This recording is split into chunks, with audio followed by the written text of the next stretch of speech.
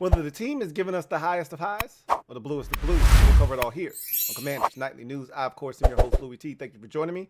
Let's get to tonight's lead story. So I was waiting on this exit interview, this presser from Ronald Rivera and GM Martin Mayhew. So it was 30 minutes long, and roughly that's usually what you get out of them, somewhere in that 22 to 30-minute range when they speak, whether it's post-draft, exit interviews after the season, things of that nature. When those two get together, it's usually 20 minutes plus, going towards 30. And obviously a lot of questions were asked, a lot of things that people wanted to know going into the offseason. There are a lot of questions about this team. Obviously nothing trumps that of ownership and what's going to happen. But, you get the same answers from these players, coaches, and staff members. And it's true. Normally when they say something to the effect of, hey, I control what I can control, that's an easy cop-out in a way to avoid answering a question. In this particular case, that is, in fact, what the answer is. Like, I don't control what Daniel Snyder decides to do, and I don't know how that's going to impact me. All I can do is continue to do the things that are going to put me in the best position to succeed, whether he's here as owner or not. So, and that goes for Ron. Ron's going to continue to conduct business as usual because, again, whether he's answering to Daniel Snyder or a brand new owner, he still has to get this team in a position to win. And that's going to ultimately be what saves his job because he's not going to be fired. We've already discussed this. He's going to be here no matter if Daniel Snyder's still the owner or if ownership changes hands. Whatever the case may be, he's going to be the head coach here in the 2023 season. Now, for how long? I can't tell you that, but the steps that are taken this offseason to prepare this team to go out and be successful are ultimately what's going to determine his fate. Because if they don't get it done in 2023, he may not make it out of the season. Okay? So he has to continue to conduct business as usual. And all the people that he brought here, Martin Mayhew, Marty Herney, et cetera, they have to conduct business as usual because they've got to treat this as a normal offseason. They know it's a big one, okay? And that question came up year 4. Is this a big season? And Ron said, we'll see. He knows. Look, last year was a big season, okay? And that's why they were so desperate. A lot of the things that I've told you, a lot of the things that I've drawn inferences to, because I can't be assured of anything. All I do is give you my most honest assessment of what I see, things that I hear, and I try to put all of those things into one pot. And what I spit out is me drawing an inference, me having an opinion on what I think is going to occur based off of what I've seen, what I've heard, and the things that have been done in the past. So a lot of what I've told you, spot on here, okay? And a lot of what we heard in this presser from Martin Mayhew and Ron Rivera are a lot of the things that I've already said, which it could be positive on one hand. On the other hand, you're like, this is the shit that frustrates you, and this is why you want them gone, right? So I listened to the entire exit interview, all 29 minutes and change, and I came up with a list. And you know what happens when I start getting listy? I start listing things, and my lists are always comprised of how many items. If you've been watching me long enough, then you know it's the number 7. So I've got 7 big takeaways or portions of this interview or presser that I want to discuss. Now, look, there may be some things that you heard that you want to discuss or that you think deserves to be discussed. Or if you haven't watched it, please, by all means, what I'm about to discuss isn't the entire 29 minutes. There are other things that may be more important to you than what I bring up.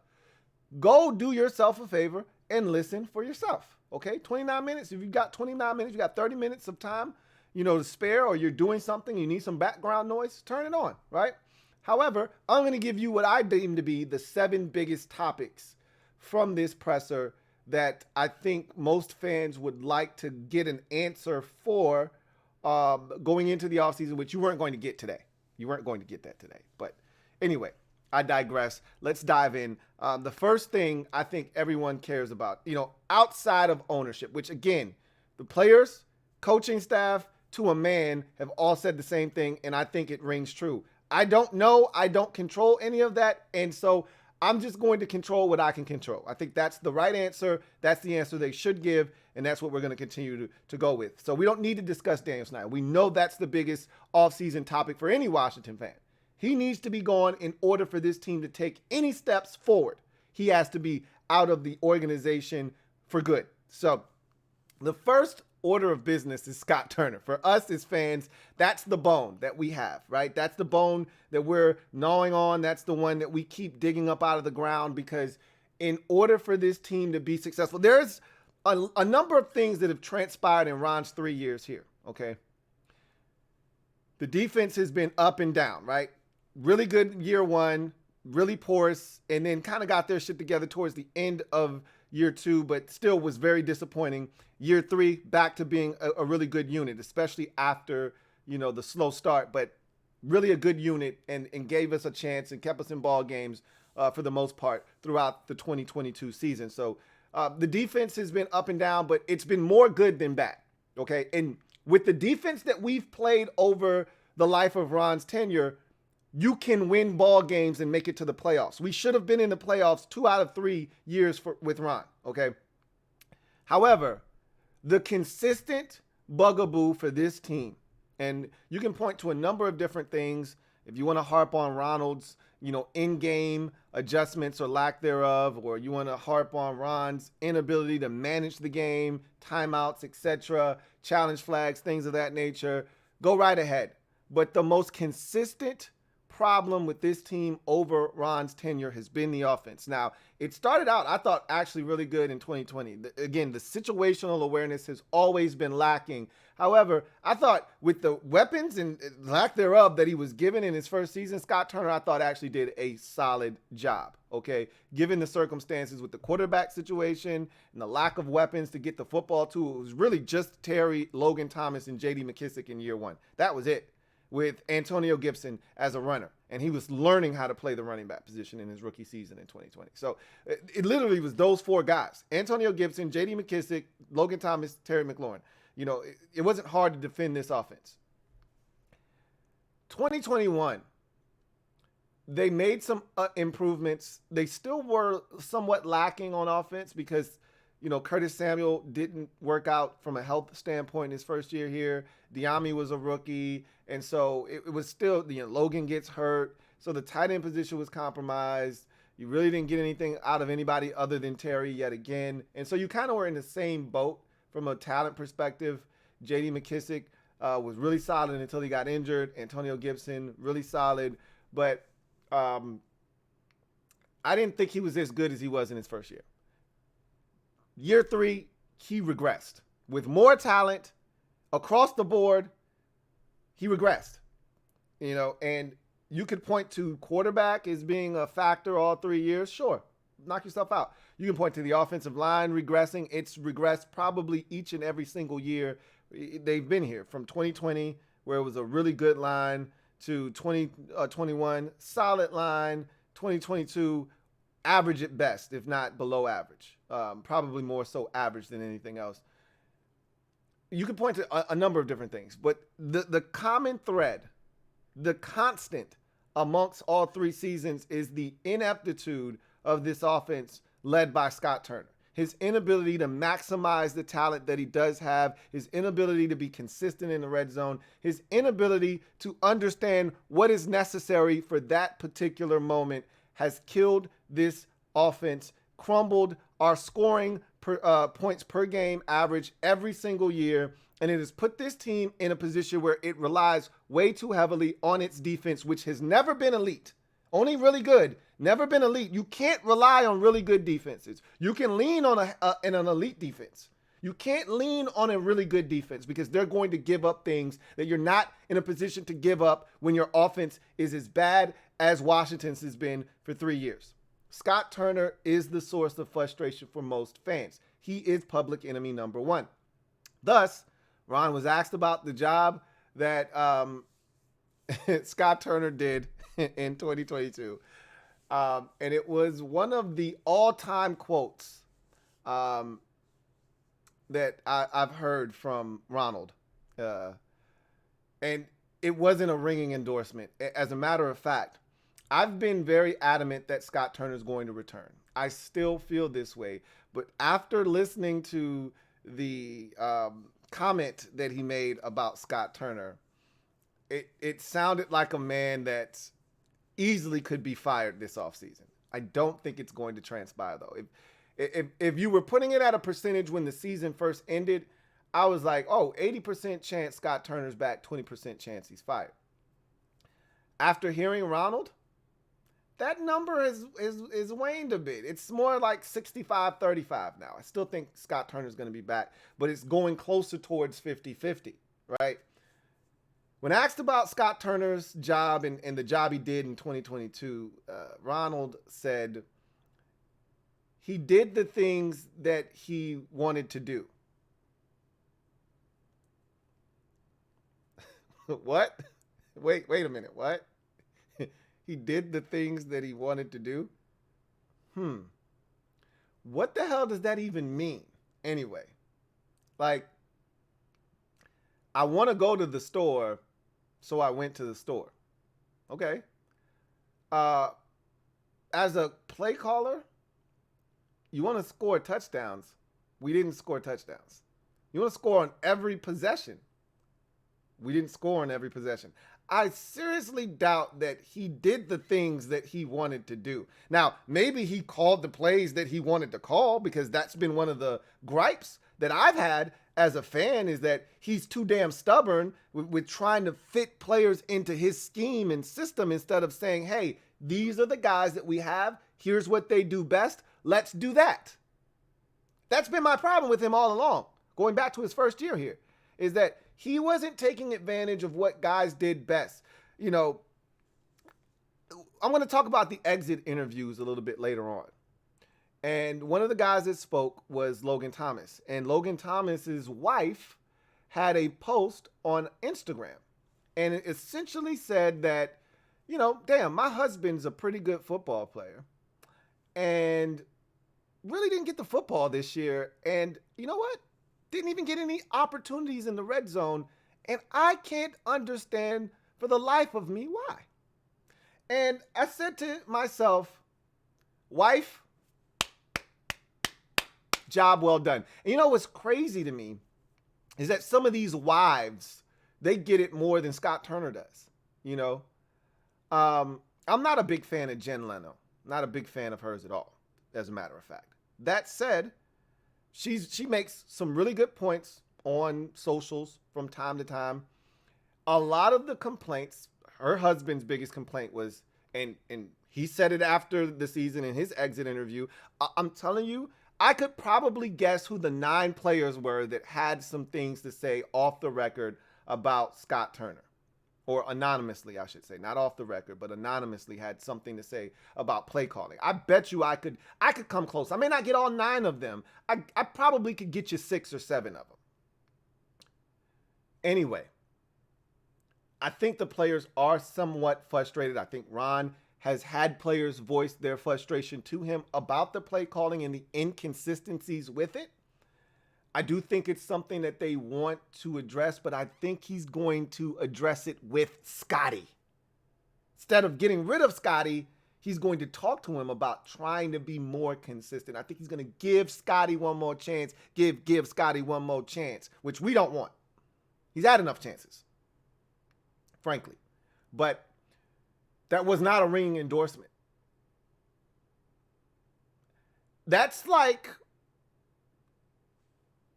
my kid bringing me a picture that he colored. And it's a picture of an orange. And I look at it and he says, Daddy, look, I colored this picture. Isn't it great? And I'm like, well, it's orange. You know, didn't quite stay in the lines. Actually didn't color most of the orange. Colored more outside of the line than you did the orange. But hey, you used the right color. That's a start, right? That's kind of what Ron said about Scott Turner's job that he did this year. I mean, he did the things he wanted to do. I mean, what? That's not a ringing endorsement. Again, I still don't think he's getting fired, but that definitely changed the percentage for me. That was not hey, Scott did a really admirable job with the, because he could have made an excuse for him. He's done it all season long. He could have easily have said, Scott did a really good job considering the circumstances. We had issues up front on the offensive line, particularly center, and that really hurt us up front. We didn't have Brian Robinson for the first. Like, he could have done the thing that Ron likes to do when he's defending someone or defending himself, which is list down all the things that didn't go well and make up all of these different reasons / excuses. You can view it any way you want. And he could have done that in the defense of Scott Turner. He did not do that. That should be telling for some of you, because that's Ron's go-to move. When he wants to defend someone, he starts listing reasons / excuses as to why things didn't go in that person's favor, but he then gives that vote of confidence at the end. Really think Scotty did a really good job considering the circumstances. Offensive line in flux. We had injuries to the center position for the second straight season. We had guys in and out of the lineup. J.D. McKissick was lost for the year.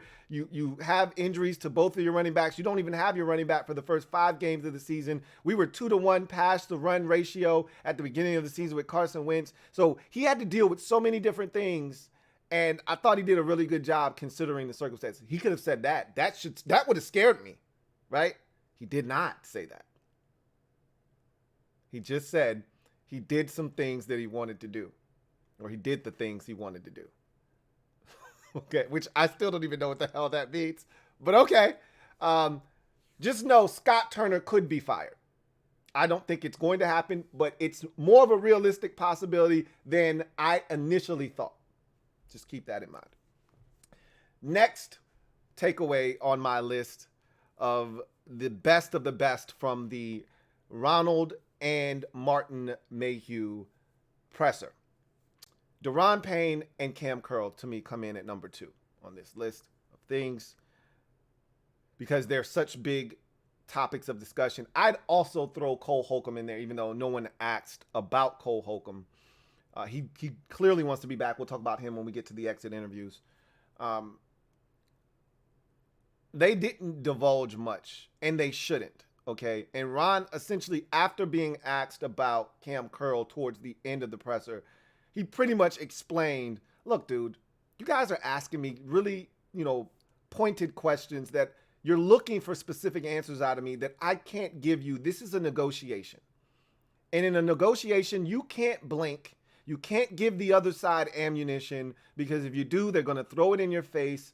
And when they push the price up, they're going to say, this is what you said, and use it as leverage. Hey, you said our guy is extremely valuable. If Ron Rivera's literally, and he was this close to saying it, same with Jack after the injury, especially Jack, after the injuries, the injury in particular to Cam Curl after the 49ers game when George Kittle was running all over the field, naked. I mean, no one was covering this dude, right? If he were to say, Cam Curl is the most indispensable player on our defense, you know what his agent is saying? Cha-ching! We got their ass, right? Ron can't do that. So he kept it close to the vest. I'm telling you right now, what I heard was the same thing I heard in regards to Jonathan Allen and Terry McLaurin. Now, I think those two, because of them being such vocal leaders on this team, he was a little bit more open with how badly the team wanted both of those guys back. I think he's a little bit more reserved for these two guys in particular because they're not vocal leaders. They're not must-have guys from that perspective, but on the field side of things, both of them are must-have guys. And I do think, in particular, Daron Payne will be extended this offseason. I can't assure you because Cam Curl doesn't have to be, but I think they want to get something done with both of those guys, if at all possible. If they don't work out something with Daron Payne, they will use the franchise tag on him. He is not going to be playing for a different team this upcoming season. I assure you of that. Daron Payne will be back. I can't guarantee you for 5 more years or 4 more years, with an extension, but I can assure you he'll be back for at least 1 more year. But I think they want both of those guys back, and they're going to work to have that happen. I do truly feel that. And after listening to them, I didn't feel any differently leaving this presser. So, number 3, the quarterback position. So, this is a big topic of discussion for us as fans because they've swung and missed 2 years in a row with a veteran free agent quarterback. And, last year it wasn't a free agent. They had to trade, which made it worse. It's one thing when you go out, you sign a guy off the street, and you don't have to give up any draft capital. It's another thing when you have to fork over a draft pick. In this case, 2 for Carson Wentz, 2 third-round picks. That stinks. And then pay him $28 million all for him to just fail. They tried to make the excuse of him getting injured. He was funky before he got injured. Now, again, I've said this, ad nauseum. You guys know how I felt about Carson Wentz. I didn't want him when we first traded for him. I was very indifferent about the trade, but I convinced myself that if we could get the Carson Wentz that the Colts got in 2021, we'd be just fine. That's a playoff team for us. That kind of performance, we're going to the playoffs. And we didn't get that clearly. We didn't get anything remotely close to that. In the limited amount of snaps that Wentz had, he exceeded the amount of interceptions he threw for the Indianapolis Colts last year. Okay? And he played in every single game for the Colts last year, all 17 of them. And he only threw 7 interceptions. Now, not saying that there weren't 5 or 6 interception-worthy throws that guys dropped last year that would have pushed that total up. But he threw them this year. That's for damn sure. At the end of the day, it was an epic fail. And they could talk about the injury. They could talk about the offensive line. They could talk about Brian Robinson getting shot, not being the run team that they wanted to be to start the season off. You can make all the excuses you want. I've made the excuse, and it is an excuse for Carson Wentz because mentally I think he's weak. And that's a big problem because that quarterback is one of those positions. Initially I said, man, Carson is one of these dudes that'll throw a pick and then come off the field and erase it from the memory bank immediately, and he'll go after it again, which is why he'll throw another pick, but at least he's not scared, right? It's one thing to throw a pick with the ball going to the right place, just poor placement. It's another thing when you're making poor decisions, and it's almost like your mind and your judgment is being clouded all because mentally you can't get over the fact that you've made mistakes already. That's what we saw against the Browns. He's throwing into double coverage with guys wide open on other portions of the field, and he's not even thinking about going through his progressions because in his mind, this is what's going to it's the same thing we talked about with Heinicke. When you start having issues and you start digging a hole, in order to get out of the hole, you think if I just dig harder, I'll get out of this hole faster. But instead, you're digging a deeper hole. And that's what Wentz was doing. But they talked about Wentz and the mistake, that, well, they didn't call it a mistake. I won't say that. I won't put words in their mouth. They talked about that not working out, and Martin Mayhew went through all the reasons why they thought Carson Wentz would be a good fit here and all the things that they did to prepare themselves for acquiring Carson Wentz. And then, they did the excuse thing. Hey, you didn't have Brian Robinson in the run game. We were 2-1 pass. We all are aware of the fact that we threw it a lot more than we really should have been throwing it early in the season. But if we could have pass protected, it would have been okay because he wasn't struggling in the first 2 weeks. Remember, it was 7 touchdown passes in the first 2 games for Carson Wentz. It wasn't the offense that was problematic. It was the defense. We couldn't stop the run, and we couldn't keep teams out of the end zone. We were giving up big plays every single week. We have a 22 to Jacksonville, easily could have gave up 30 plus to Jacksonville if they could catch and Trevor Lawrence could throw in week 1. And then Detroit just absolutely lambasted us, scored 36. All the defense had to do in the second half was get some more stops. And they couldn't. It wasn't the offense's fault in the first 2 weeks when we went 1-1. It was the defenses. That all changed in week 3.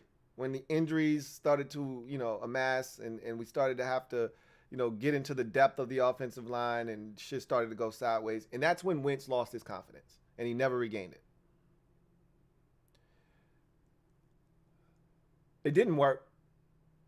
But in their minds, that's not going to stop them from exploring all options like they did last offseason and the offseason before that. And truthfully, that's the way it should be.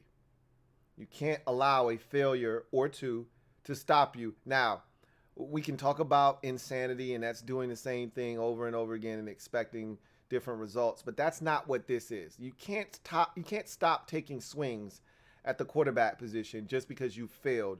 Now, in the manner that they failed, which is the veteran, off-season acquisition, role, you could look at that way of going about it as something that needs to change. Okay, I'm all on board with that. I told you I don't want any veterans. First of all, I don't want this group here. I don't want them picking any quarterbacks. No more. Sam Howell showed us enough, I thought, in week 18 to have an opportunity to come in next year and compete for the job, which I think is going to take place. But I want him to be the front runner, and I don't want to go out and sign a guy. Unless Heinicke isn't back and you need a Jacoby Brissett, fine, knock yourself out. Okay, you want to sign Jacoby Brissett, have him be the backup here behind, Sam Howell? By all means, please. But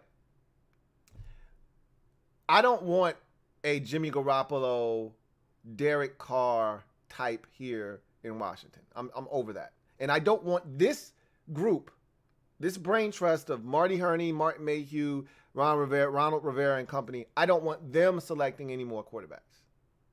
Unless they get it right with Sam Howell, which then they don't have to select any more quarterbacks. Because if they aren't successful next year, they're gone. I don't want the remnants of what another failed decision by them to hamper us moving forward. So how about you just leave that market alone? Again, if Heinicke's not back, and there were some great points. We'll talk about this tomorrow. I'm going to save this for the live stream tomorrow, or Thursday night, I should say. We'll be live Thursday night. I'll save that for the live stream Thursday because I got some things that I want to say. Thursday's going to be a very spirited show. You should join me on Thursday night live. It's going to be live. There are some things to consider when talking about quarterback and who should be back, who shouldn't be back. But we know Sam Howell's going to be back. That's about it right now. And they're not afraid to do what they did last year, which is go after a veteran quarterback, which they shouldn't be. Attack the draft if that's something that they see fit. All options should be open, and they should be considering all of them. I personally do not want them to acquire any more quarterbacks of note. Jacoby Brissett doesn't move the needle. If you bring him in here and you pay him, a 2-year, $16 million deal, okay, cool. I don't care. That's not going to kill us. It's not going to hurt us, okay? Paying Jacoby Brissett, $8 to $10 to $12 million a year on a 1-year, $12 million deal. Okay, I won't even bat an eye at that, okay?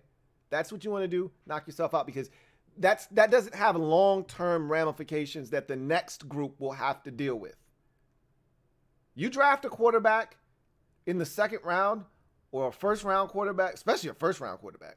But if you draft a quarterback in the early rounds, day 1, early day 2, that's going to hamper the next, group. Not necessarily the day 2 quarterback, not necessarily the second rounder. You're not guaranteed anything. First round pick at quarterback, that could set you back if that guy doesn't work out. Especially with the position that we're going to be in, you're probably going to have to trade up. Unless they find someone that they love and he's sitting there for them at 16, which I don't see how that takes place. But all in all, the overarching theme from them is, hey, we're going to do exactly what we did last season. Nothing is going to change. We're going to turn every stone over, look under every single rock, and we're going to make sure we explore all options before. But this is the difference, and I heard this in the way that they describe things, which is what I told you guys already. The level of desperation last year was massive because in their minds, there was no Fitzpatrick. Kyle Allen was a free agent and they weren't bringing him back. And Taylor Heinicke was a free agent after 2020, but he was going to be back. He was the only guy that was going to be on the roster after last season. Okay? After last season, he was the only guy that was going to be on the roster. Right? So that was after 2020, excuse me. After 2020, there was no more Kyle Allen. There was no more Alex Smith. And Heinicke even wasn't under contract. So they re-signed Heinicke for a 2-year deal and brought him back. And then they went out and got Ryan Fitzpatrick, right? And so, obviously, that didn't work. Heinicke was the only guy that was going to be back after last year. There was a level of desperation after watching Heinicke play for 16 games that we have to go get a guy. And the description that they gave us then of what they were looking for is the exact same description that they gave us this time, which means there's a philosophical belief about what a starting quarterback in the NFL should look like and what he should be able to do. And they said, Martin Mayhew said, big NFL arm, strong arm, ability to create off schedule. And I think there was one more component that he mentioned, which is what led them to Carson Wentz. And a lot of people were turned off by that answer, but that's a real thing. Like, you like what you like, okay? Which is the anti-Taylor Heinicke, essentially, and that's why people are probably getting upset. I said all of that to say this. They're not as desperate this year. And even Martin Mayhew mentioned that. He didn't say that directly, but he hinted at, we don't have to do anything we don't want to do this offseason. Last offseason, there wasn't an option. They had to do something. Had to. And I think that something would have been draft Sam Howell in the second round if you didn't acquire Carson Wentz. They would have done something anyway. And it would have pushed Howell into a more prominent role, maybe a little bit faster. You might not have gotten that same performance that we got in week 18 had Sam Howell had to play, say, week 6 after we start 1-4. You may not have gotten that same performance out of him. He might have struggled more. But because he sat and watched for so long, gained so much invaluable information and experience learning behind 2 veteran quarterbacks, he was more prepared for that start in week 18. And moving forward, he may be a better quarterback. Another quarterback now, it's a totally different set of circumstances, but another quarterback had a similar experience. They were a playoff team, however, but he didn't play his entire rookie season. He played in the final game, which was meaningless for his team because they had already clinched the division and were already going to the playoffs. Playing the final regular season game, in the regular season finale in his rookie season. He won that game, all right? And then the next year, he got the nod, and he's been one of the best quarterbacks in the league ever since. I'm talking about Patrick Mahomes. I'm not saying that Sam Howell is him, right? But it's a similar set of circumstances. And when you sit and learn for that long and you come in and you apply the things that you've learned and all the information that you've gathered and you're able to display that on the field, I think that goes a long way. And because of what they saw from Sam Howell, and one thing that Martin Mayhew said is that he practiced all season the way that he ended up playing in week 18. And that's something that you don't always see. Guys can be, and Ron talks about this all the time in the offseason, specifically in training camp, that there are no consequences in practice. You can do whatever the hell you want to do. It's in the game when there are live bullets. How does that guy respond now when there's consequences? Yep, you can go and gamble and try to pick this pass off in practice. Why? Because if you don't make it, it's practice. Now, if you miss in the game, that's a 67-yard touchdown. Are you willing to give that up? Are you going to be that aggressive? Are you going to remain the same guy we saw in practice? Or are you going to pull the reins back a bit and be a little bit more tentative? Sam showed them exactly what he had been doing in practice in the game, and they were very pleased with that. I think they're not as desperate. I think if the right opportunity comes, they'll go after a quarterback if they so choose. But it's not like last year when Ron was out on a campaign tour telling everybody that would listen, we're desperate. And if your quarterback is available, hit us up. We're interested. I don't think they'll be doing that this year. I think Sam Howell affords them the opportunity to play it a little bit more safe, which is what I want. because I don't want them choosing another quarterback here, but we'll see. Number 4 on the list, philosophical beliefs. Okay. So they talked about the run pass ratio when Wentz was in the lineup. It was 2-1 pass the run, which, Martin Mayhew made it abundantly clear. That's not who we are as a football team. That's not what we want to do. And, Ron let Martin get his shit off, and then Ron piggybacked off of it and said, hey, look,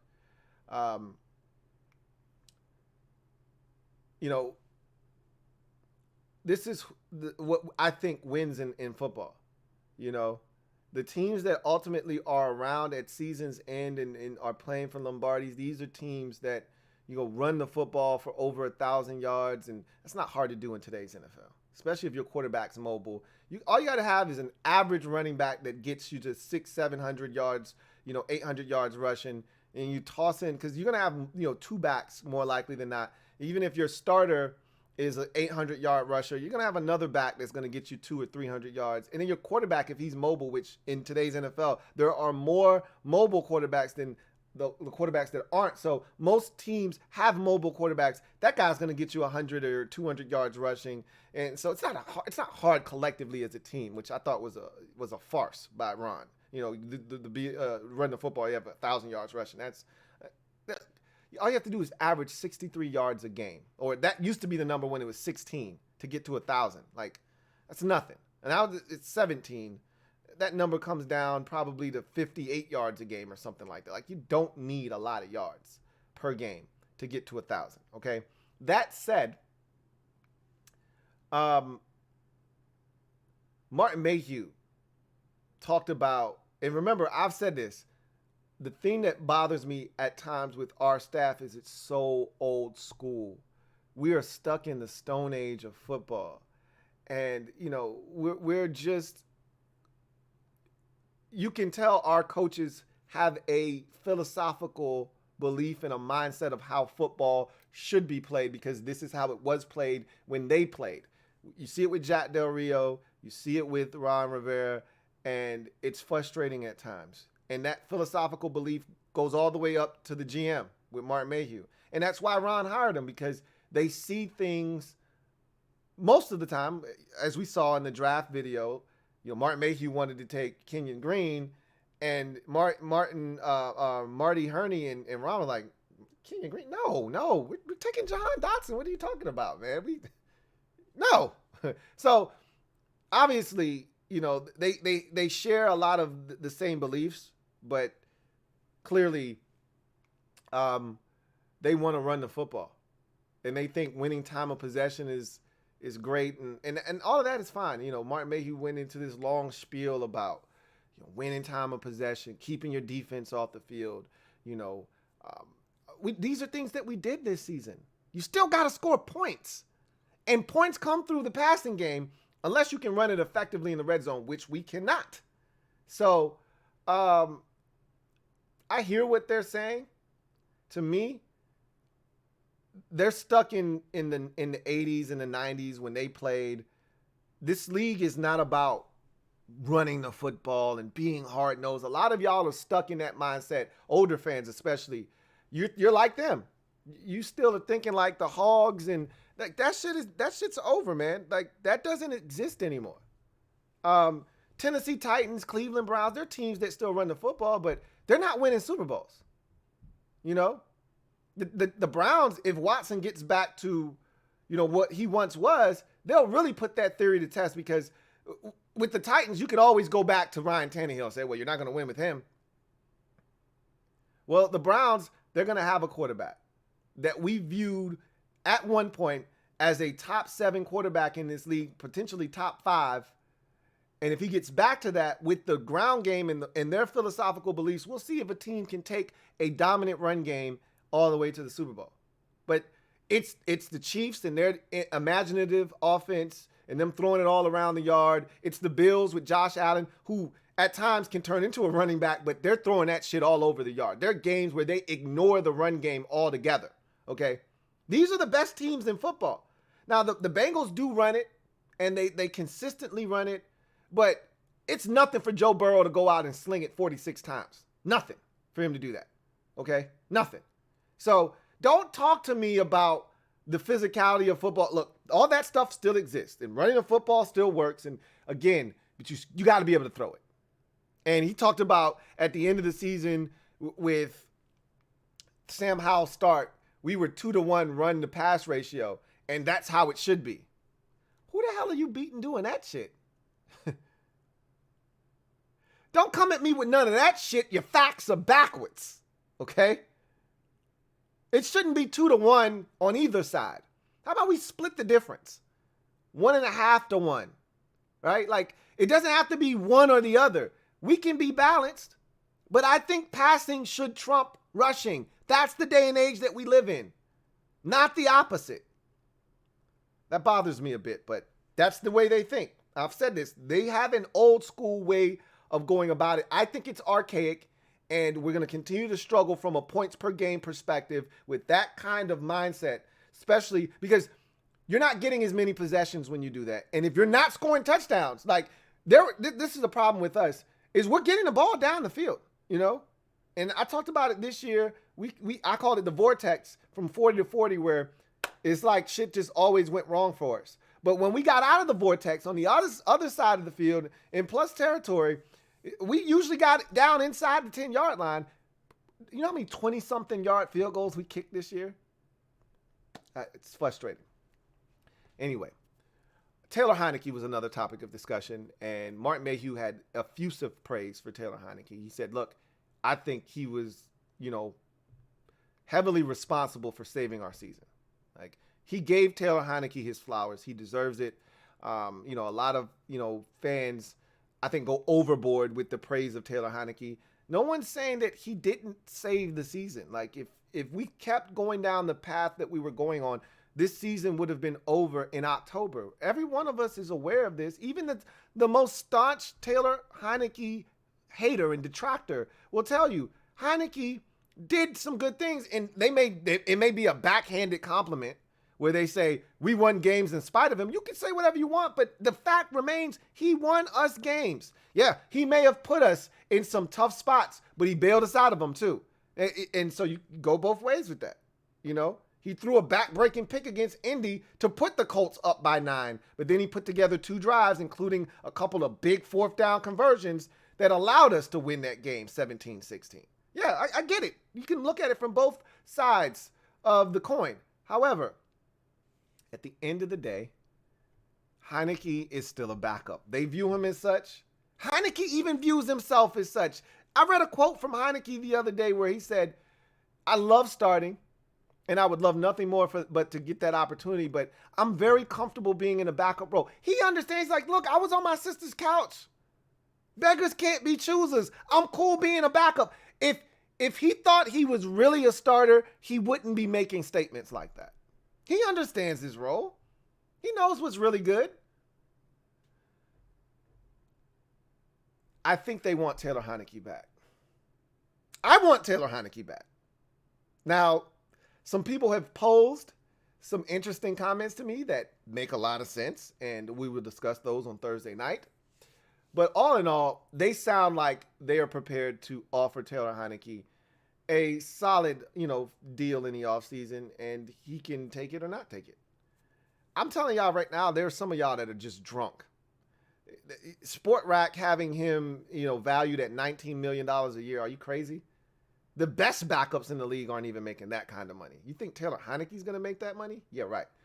Taylor Heinicke is worth, I said, $8 to $10 million a year. Take it or leave it. I'm not going north of 10. And if I'm Heinicke, I'm not going south of 6. So somewhere in that neighborhood, that's why 8 makes a lot of sense to me. 10 is what Heinicke's camp should be pushing for. 6 is what Washington should be pushing for. You meet in the middle. 8 is the magic number. A 2-year, $16 million deal with incentives that could push it to 20. Same shit you had last time. If you play and we win, here's X amount of thousands of dollars, right? Those add up. That's what makes sense to me in the offseason. $19 million a year, are you crazy? And if you looked at the list that they included to get that average, Ryan Tannehill's on that list. They only put Ryan Tannehill on that list. I think it was everybody was, Andy Dalton, all of the names up there made sense except Tannehill because of his age. Like, Ryan Tannehill signed an extension the year that he took the Titans to the AFC Championship. He's making like, $20 some odd million a year. That's not what Heinicke is going to be even sniffing around. So anyway, I digress. I think they want him back. Number 6, cornerback position. They talked about, Ron in particular talked about corner. And he made, I got nervous listening to him speak. I'm not going to lie to you. He sounded like a man who was prepared to try to roll in the next year with these same corners. Because we got a lot of young boys. He talked Rashad Wild Goose, and everything he said was accurate. Nothing he said was erroneous, right?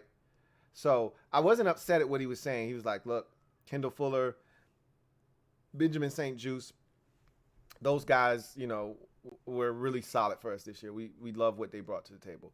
Danny Johnson was a pleasant surprise, and every time we give Danny an opportunity and a role, he goes in and he fills it beautifully. We thought he played tremendous ball for us this year. He was almost like a savior late in the season, and he was. But then after that, that's where he said, after we made the William Jackson III trade, it became a necessity that we play the young guys. And he said Sip struggled a little bit, but we like some of the things he did. We think he's got promise, and we love what he did on special teams. So we're going to continue to work with him. He said, Rashad Wild Goose, look, we threw that young man into the fire. And they did. Literally, the week we acquired him and Castro Fields, we threw Wild Goose out there against the Eagles in week 3. And the first snap, he picked up a 27-yard pass interference penalty. And then the shit was on from there, right? Like, we literally threw that young man into the fire and said, hey, you're going to have to play, bro. It didn't go well for us. So, but, they're going to continue to work with him. They're not going to give up on him because he struggled the first time they threw him in there. Then he talked about Castro Fields and said, hey, that's a young guy that was like a draft pick for us. We took him off of somebody else's practice squad. He was a 6th-round pick of the 49ers. We think he's got some talent. He's got length. He's got speed and athleticism. We're going to continue to work with him and see what he can do. So I was getting nervous because I'm like, bro, you just named like 7 corners, and none of which outside of the first 3 with Danny Johnson being included in that mix, none of these dudes move the needle for me. Like, you got to do it. And then at the end, he cleaned it all up and tied it all together by saying, but we have to upgrade that position, and we'll be looking to upgrade that position either via free agency or the draft. I said, thank you. That's all I needed to hear. You could have spared me all of that shit. Just tell me what I needed to know, which is we're going to be active in upgrading that position in some way, shape, or form this offseason. Enough said. You don't need to say anything else to me. That's all I needed to hear. So we will be acquiring a corner. How many? What's the level? Are we spending money? Are we acquiring it via the draft? Don't know, but we will do something at corner. I assure you of that. Lastly, number 7, growth/successful season. So this was a big topic of discussion for me last week when Ronald decided that this season was successful, despite not making the playoffs. And I'm like, what? Excuse me, come again? You won 7 games with less talent in 2020 when you first got here. You won 7 games last year when we were 6-6 and we faltered down the stretch. And as I've always mentioned, last year, 2021, there were built-in excuses/reasons. You can view it any way you like. I call them reasons. Like, COVID ravaged us and injuries hit us hard. That's when you can complain about injuries. When we got hit last year at the end of the season, when we were 6-6 by the injury bug, that's when you can complain about injuries. Not this year. I didn't think injuries hit us as hard this year. You could have still won games with what we were putting on the field. You couldn't win consistently with what we were putting on the field last year. Milo Eifler had to start a game late in the season against Dallas. Are you kidding me? This year, and when he made the statement, we were a 7-win team. We had just been eliminated by the Cleveland Browns. And I'm like, you got to be kidding me. And he had the audacity to say that And he said it again today. And I'm like, Ron, do you hear yourself? What you giving out gold stars in the locker room now? You going in the cooler and making sure every player in the locker room has orange slices and juice boxes? What are we talking about? Wins don't always tell the story. Yes, they do. That's why Heinicke was starting. You weren't starting him because of his play. You were starting him because he was winning. You even said it. Had he not been winning, you would have pulled his ass. Winning matters. What are you talking about? Now, he clarified some of that today by making the statement that he does view it as a successful season because of the growth of his players. He should have said that the first time. You know, the first time he mentioned the roster, but in that moment, no one was trying to hear that when you just lost a game to a lifeless Cleveland Browns team because your team was even more lifeless than them and you're now eliminated from the playoffs. Nobody's trying to hear about, you know, I like some of the, you know, players on the roster. I'm not looking for that. I'm looking for candidness. Yeah, we didn't have the season that we wanted to. Thus, it was not a successful season. There were some positives. There's some takeaways that we like. And moving forward, we think we can build upon these things. But the ultimate goal is win your division. We didn't do that. Make the playoffs. We didn't do that. Win the Super Bowl. We didn't do any of those things. So how can it be viewed as a successful season? And he doubled down on the narrative of winning doesn't always define success. We're not cut from the same cloth there, Ronald. Because at the end of the day, I don't care how it looks, by hook or by crook, just get me the dub. We could talk about other ways of improving and how we can be better. Just get me the dub. Yep, there are a lot of positives with this roster. There's a lot of, we could sit here and go on and on about the Derek Forrests of the world and the Benjamin St. Juices of the world and Jamin Davis taking that step and Daron Payne's breakout season. And there's so many. Jahan Dotson's got us buzzing. Sam Howell, just the little taste that we got, the little sampler we just got. Like, there's a lot of things that we can talk about going into the offseason as positives moving forward. You didn't get it done, though. And I thought it was bold of the guy. I don't even know who that was who asked that question. It really sounded like somebody brand new. Because all of the other people that are there, they're not, you know, brave enough to ask a question like that. Sounded like somebody I hadn't heard from before. But whatever the case may be, that was a great question. Ron kind of clarified it a little bit more. I still wasn't thrilled with his answer. But because this season wasn't a success. You know, this was a 10-plus win season set up for us, and we got 8. That's not good enough. But there was a lot of growth. Growth and success are two different things. He tried to tie them together. Those are separate entities. You can grow and still not have a successful season. We grew a lot, but you didn't win enough games, so therefore it was not a successful season. I didn't like that he tried to intertwine the two. Growth is great, but growth is only successful in terms of wins and losses if you qualify for postseason play in year 3. Growth is okay to talk about after year 1 and after year 2. Year 3, I'm not trying to hear about growth. I'm trying to hear about winning. Get me some dubs. But again, this is where me and Ronald tend to butt heads, you know, as I don't want to hear about growth. I know you want to put a positive spin on it. I'm an optimist too. But we got to be realists. And I'm a realist. More so than an optimist, I'm a realist. And this is a Janet Jackson league. What have you done for me lately? Doop, doop, doop, doop, doop. Ooh, yeah. And last time I checked, 7, 7, and 8 wins. 1 playoff appearance. Isn't good enough. I digress. I thought it was a solid presser.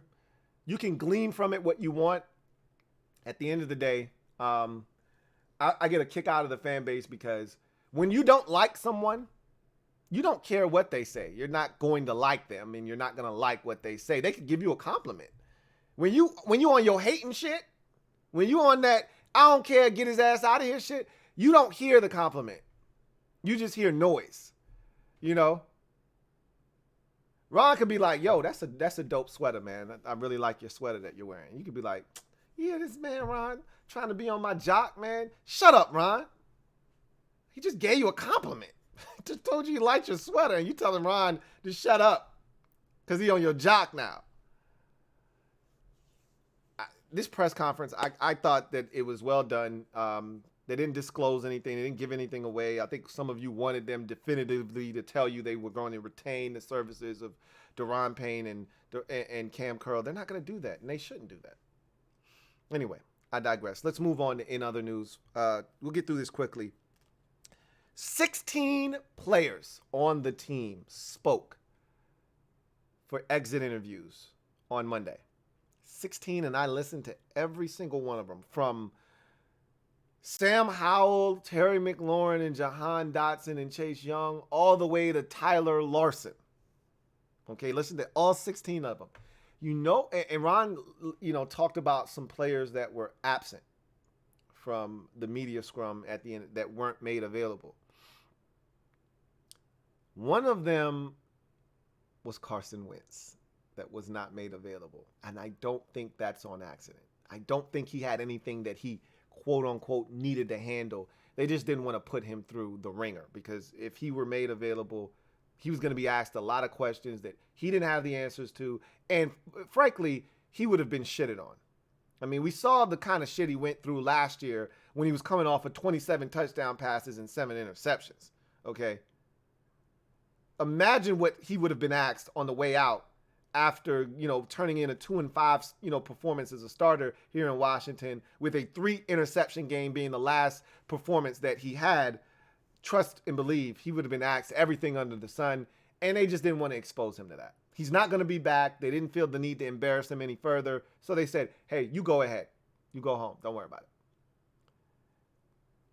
I find it interesting. He had a post on IG, thanking his teammates, the organization, for giving him an opportunity. I think he understands this is the end of the road, not just in Washington. I think this is the end of his career. He's made good money. He doesn't need football anymore. I think he's done. I don't see anybody else giving Carson Wentz a chance. That lasting image of those 3 interceptions against Cleveland in a game we had to win against a lifeless Browns team, I may add, that's the nail in the coffin for him. And so listening to the players was interesting, but to me, the guy that didn't speak spoke volumes. And look, that's not surprising. We already said he was done. He played his last snap in Washington, but I think that confirms it there. It was interesting listening to some of the players. Charles Leno pretty much took a shot at the play calling again, said, hey, I thought we established an identity after the Eagles game in week 10, and somehow we managed to get away from that. Again, that's a shot at Scott Turner. Logan Thomas, said, pretty much he wants Taylor Heinicke back. That's his best friend. I love Logan Thomas, by the way. He's so candid, man. He's going to tell you, he's going to give you the reals, the actual factuals. He's not going to sugarcoat you. Same with Bobby McCain, which is why I've taken a strong liking and a fondness to Bobby McCain. You guys know that. I love his leadership. I love the rawness of Bobby McCain. You need that in your locker room. There needs to be the fun, joking, playful side, but then there needs to be some dudes like Jonathan Allen, Bobby McCain in your locker room that gets everybody straight. Like, hey, y'all stop bullshitting around. Let's get this shit done. Like, those are those dudes. And, Bobby McCain was like, pretty much, they asked him, and I love Bobby. They asked him, Scott Abraham's always trying to mix shit up, stir some shit up. And not in a bad way. Like, he's going to ask you the question that if you answer the shit, somebody's getting in trouble. So you're in, it's because he works for he's aggressive. I'll just say that. He sounds like he's from New York. He's got that aggressive demeanor. We saw the question he asked Carson Wentz, the way he phrased it, which we all took umbrage to. So you got to watch the questions that you answer sometimes, because it's not their job to answer the questions. It's their job to ask the questions, and what you say ultimately is going to make or break the situation. All they can do is ask. You have every right to not answer. And so, Scott Abraham was asking just about every player, is there a missing piece? But he was real direct with Bobby, right? And Bobby was like, bro, Like Bobby really wanted to say, "Come on, man, we all seen it. We effing suck at quarterback. What do you mean? Our play caller is a dumbass." Like you could tell Bobby wanted to say that. Bobby said, "Come on, man, I'm not going to answer that. Like, and even if I could, you trying to get me fired." Like he said, respectfully, I'm not going to answer that, man. But Bobby, I mean, everybody in that locker room knows. This is why I think Scott Turner can get fired. Because Ron said he spoke to every single player after the season except, I think he said 3 guys. I'm telling you right now, if he spoke to these players in great detail, I think a lot of them voiced their displeasure with the way the season ended and the play calling in particular. Which is why Ron had that very vague answer regarding Scott Turner this season. But Logan Thomas was another guy that wasn't very pleased. And he said, I stand by my wife. You know, again, nobody's trying to get fined. No one's trying to get into trouble. But he's like, yo, she didn't say anything wrong. I stand behind my wife. My wife supports me. His wife isn't making that comment if they're not having discussions at home about how frustrated he is about not getting red zone targets. She's only regurgitating what her husband has said to her multiple times in frustration at home. He also talked about not being 100% until the Week 10 Eagles game, which, wow. I mean, he was, again, this is why a lot of you coming down on Chase Young, I'm like, dude, do you not understand how this shit works? Yeah, he's on the field, but he's still not himself yet. So I'll still ride with Logan. A lot of y'all are ready to get rid of Logan. I still ride with Logan Thomas. I want him back next year, and I think he'll be back. Antonio Gibson spoke. I thought he said some interesting things. He was like, yo, look, I was pretty much playing with my foot injury for a while. He couldn't pinpoint exactly when he hurt it, but he knew when he started to really feel it. Like, he think he had hurt it sooner than that, but he sprained his ankle against the Eagles the second time around, and he said that's when the foot injury really started to show itself. I think he probably hurt himself like week 6, somewhere in there, week 7, and then the ankle injury kind of highlighted that in week 10, and he was gutting it out. He's like, look, if we would have beat Cleveland, I would have been back. I was going to gut it out for my guys, but I hurt my knee against San Francisco. No, he said, I was trying to gut it out because he could have had surgery, but he's trying to gut it out. And then when he injured his knee against San Francisco, that was it. He was like, bro, at that point, I was just putting too much weight on one leg. It was, I couldn't do it. So I had to wrap it up. But I was fighting. And that's what a lot of times we don't know as fans because we're not there. You don't know what these dudes are fighting through. Football is a physical sport. You're never healthy after week 1. You're never 100% healthy after week 1. You go into the season feeling great, and after 1 week of football, you got something that you're probably going to be dealing with for the remainder of the year. And you just deal with it. As football players, they just deal with the shit. Basketball players can take a night or 2 off. Oh, I got a thigh bruise. I'm going to take 2 games off, which in NBA nights is a week. You take a week off, come back, you're feeling better. These football players don't get to do that shit. They got to battle. And then, basketball, you can make a conscious decision to not attack the rim, kind of stay away from a ton of contact. You can't do that in football. You're going to get hit, right? So these dudes deal with so much, man. Tyler Larson is a free agent. He talked about wanting to be back here. And he said this was a fun ride. It was his favorite season thus far of his career. I guess it would be. He pretty much played the entire year until he got hurt against the Giants the second time around. So, he came back, I think, week 5, week 6, and played all the way until week 13. So he was really impactful for us. But they got, and Martin Mayhew said, we got to figure out what the hell's going on at center. Yeah, you do. He's like, because we keep getting injured there. We got to figure some shit out there. I think we all said that after the Cowboys game after the season. Like, we got to figure out what's going on at center. Like, we don't dislike the 2 that we have, but they haven't been healthy the last 2 years. Cole Holcomb was probably one of my favorites, along with Logan Thomas and, of course, Bobby McCain.